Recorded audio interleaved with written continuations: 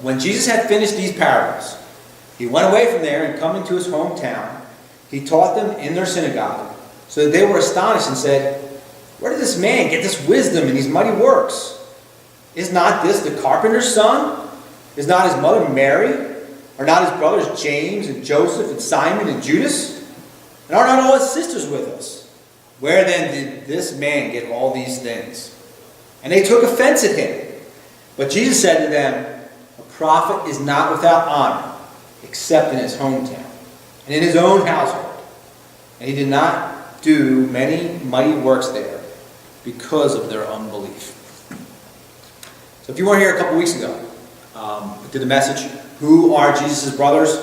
And you're from certain traditions that talk about perpetual virginity of Mary, and you're hearing this for the first time, you're probably like, whoa, wait, what's this? Jesus' brothers, sisters, what are you talking about here? I'm not going to go into that again, because we just covered it 2 weeks ago. So if you didn't see it, you can go on YouTube, you can watch it. It's called, Who Are Jesus' Brothers? It'll be Matthew 12. I'm brought up again just to go over these last 2 verses. The first one, a prophet is not without honor, except in his hometown and his own household. So it's very true. Cliche, familiarity breeds contempt. I'm aware of this at work, so whenever I have really important information I want to pass on to the officers, instead of our own guys teaching it, I call in an outside expert from a different department, and the cops will accept it readily. Because they're like, well, he's a cop, he's got good experience, but they don't know him, so they're eager to hear his information. Where if one of our guys with the exact same background, the exact same experience, the exact same credentials, teaches them, they're not going to really listen to everything he says, because their mentality the whole time is going to be like, who does this guy think he is? I remember the time he ... and you can fill in the blank with whatever story you want to put in there. They're going to know some goofy thing he did at one point, and they're not going to want to listen to what he has to say. So I'll bring in experts from the outside who probably did the same stupid things, but hey, he's a new guy, so I'm going to listen to this guy. He's the teacher in front of the room. I don't know him, so I'll listen to that. So as far as ministry goes, I'm certainly not saying I'm a prophet.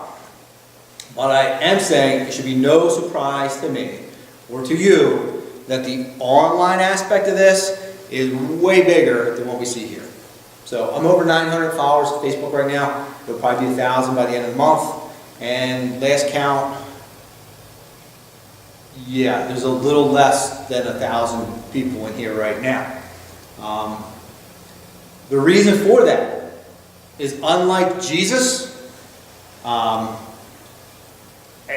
it's my fault. Like online, people only see my words. And they're not even my words, they're God's words. So when they're hearing this, they're like, wow, this stuff is great, this is awesome.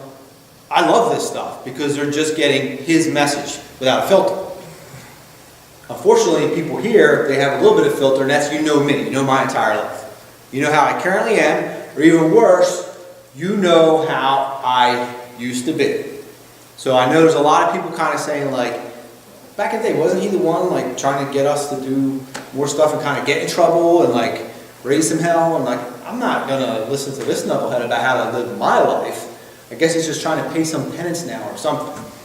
But to those who have that issue, I'm going to let you know, it ain't about me. It's about you. It's about what Jesus has to say to you. If Christianity was about living the perfect life, I would say, you're right, you better go find a better example than me. But it's not. Christianity is about Christ saving sinners who are completely lost. So the very encouraging message should be, if he's going to save a dope like me, well then salvation is definitely open to you as well.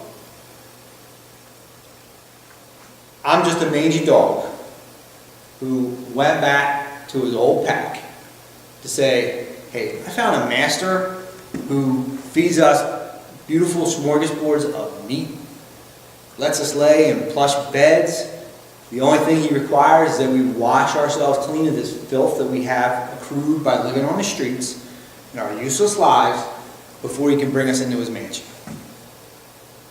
So that's pretty much the message. But even with Jesus, who was perfect, you still have this over-familiarity makes people not want to pay attention. James the Just wrote the book of James. He was pretty much the leader of the early church in Jerusalem. Was not a believer at this time. He was not even a believer at the crucifixion. He did not become a believer until after the resurrection. And he became one of the big wigs in the church. So, what you find in the world, in cultures that don't have as much familiarity with the Bible, the gospel is booming in the third world nations right now. They have been waiting for generations to hear this good news. So now even in areas like in Islam countries, where you get your head cut off for becoming a Christian, people are still willing to convert because they found the pearl of great price. They found something more valuable than their lives themselves. Unfortunately for us, we live in a post-Christian culture. We have holidays that are kind of Christian.